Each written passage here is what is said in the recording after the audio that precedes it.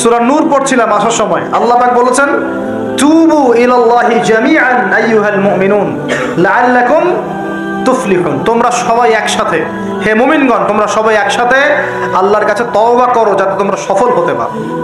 আগে কি করতে হবে? আল্লাহকে বলতে হবে, আল্লাহ আমরা ব্যক্তিগতভাবে, পারিবারিকভাবে, সামাজিকভাবে, রাষ্ট্রীয়ভাবে যত পাপ করেছি আল্লাহ সব মাফ করে দাও। আল্লাহ আমরা তোমাকে ভালোবাসি, তোমার নবীকে ভালোবাসি, তোমার কালামকে ভালোবাসি, আমরা জান্নাতে যেতে চাই, দুনিয়াতেও সফল হতে চাই। আল্লাহ তুমি আমাদেরকে মাফ করে দাও এবং আগামী পুরো জিন্দেগি আল্লাহ তুমি আমাদেরকে 5 ওয়াক্ত নামাজি বানায় দাও, কোরআনওয়ালা বানায় দাও, সুন্নতওয়ালা বানায় দাও, আপসে মিল মোহাব্বত বানায় দাও, আমাদেরকে তোমার পক্ষ থেকে বেহিসাব রিজিক দান করো এবং এমনভাবে চলার তৌফিক দাও যাতে আমরা আবার বিশ্বের সেই শাসন ফিরে পাই।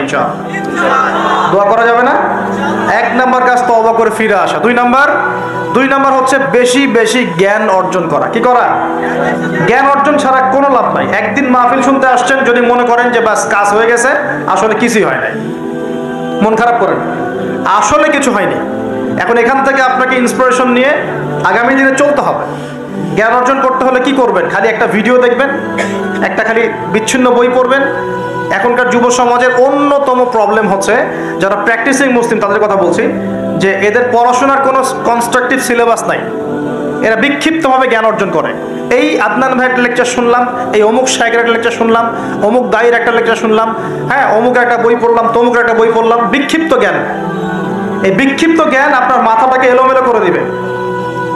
আর অনলাইনে ঢুকলে দেখবেন এ ওর বিরুদ্ধে কথা বলছে, এ ওর বিরুদ্ধে, এ ওর পিছনে লেগে আছে, এর পিছনে লেগে আছে।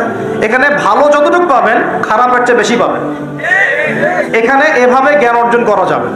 কিভাবে? যেভাবে আমরা চেষ্টা করছি। হয়তো ওয়াজ মাহফিলে এসে আমরা যতটুকু জানি এর 30, 40, 50% কথাও কিন্তু বলতে পারি না। যা জানি তার হয়তো 30, 40% আমরা বলতে পারি না বিভিন্ন কারণে।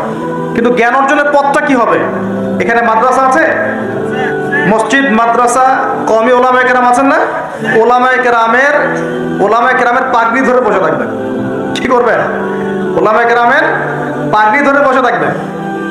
শুরু করাবে তারা, দেখবেন আপনি যান, আপনাকে শুরু করাবে কোরআন তেলাওয়াত থেকে। আগে কোরআন তেলাওয়াত করা শিখবেন। সময় লাগুক 1 বছর, লাগুক, যাক 1 বছর লাগবে, আমি শিখবো, ব্যাস 1 নাম্বার। তারপরে ওটা যখন ভালো পারবেন, দেখবেন ওলামায়ে কেরাম আপনাকে বলবে যে এই সূরাগুলো মুখস্থ করো। আপনি নামাজের জন্য যে সূরাগুলো লাগে মুখস্থ করতে হবে না? নামাজের ফরজ, ওয়াজিব, এই সুন্নত, মুস্তাহাব জানতে হবে না? এই মাসলাগুলো জানবেন, সূরা কালাম মুখস্থ করবেন, দোয়া কালাম মুখস্থ করবেন। তারপরে আপনি যদি আরো বেশি চান, আপনি হিফজ করবেন। কোরআন কি করবেন? হিফজ মানে মুখস্থ করবেন।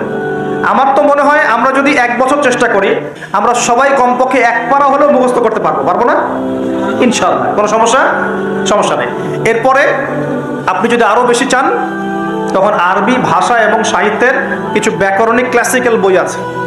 এই বইগুলো ধরে ধরে পড়তে হবে আলেমদের কাছে। খুব বেশি সময় লাগবে না।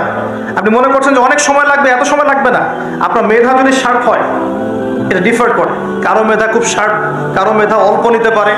ইনশাআল্লাহ 2-3 বছর সময় দেন, ইনশাআল্লাহ দেখবেন আপনি আরবিক ক্লাসিক্যাল বইগুলো পড়ার যোগ্যতা অর্জন করেছেন। এরপর কি লাগবে? এরপর আসবেন আপনি হাদিসের বইগুলো পড়বেন, আস্তে আস্তে আপনি তাফসির অনুবাদগুলো কিনবেন। এখন তো হাদিসের বইগুলো বাংলায় অনুবাদ হয়ে গেছে। অনেক তাফসির বাজারে চলে আসছে। এই তাফসির পড়লে আপনি মুফাসসির হয়ে যাবেন, মুহাদ্দিস হয়ে যাবেন, এটা বলছি না, কিন্তু অ্যাটলিস্ট আপনি কোরআন তো জানতে পারবেন। এর মধ্যে যেগুলো বুঝবেন না, আবার আলেমের কাছে যাবেন, ওস্তাদ এটা বুঝতে পারলাম না। আমরা তো প্রতিদিন এই কথা বলি।